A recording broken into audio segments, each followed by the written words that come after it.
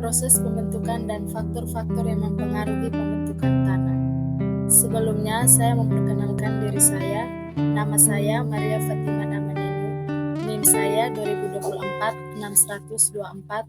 Saya mahasiswa semester 1 Prodi Agroteknologi.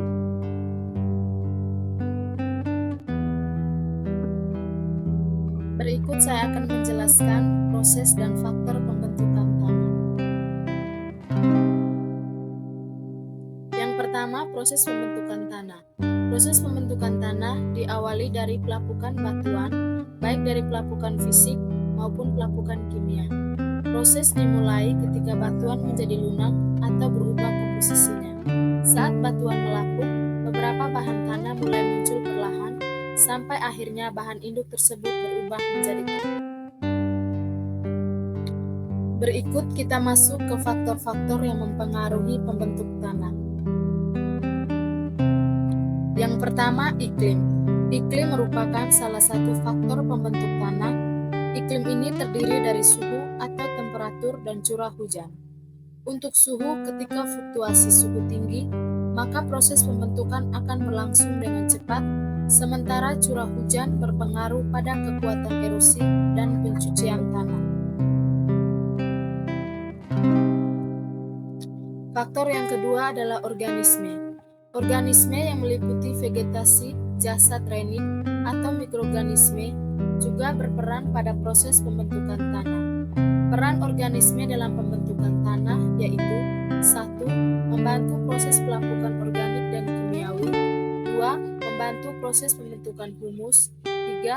Kandungan unsur kimia dari organisme juga memberi pengaruh pada sifat tanah. Faktor yang ketiga adalah bahan induk. Bahan induk berasal dari batuan induk yang mengalami pelapukan.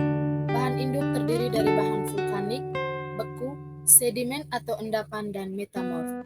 Contohnya, bahan dengan kandungan kapur yang rendah akan membentuk tanah yang berwarna lebih merah, sebaliknya yang kadar asamnya tinggi akan berwarna kelabu.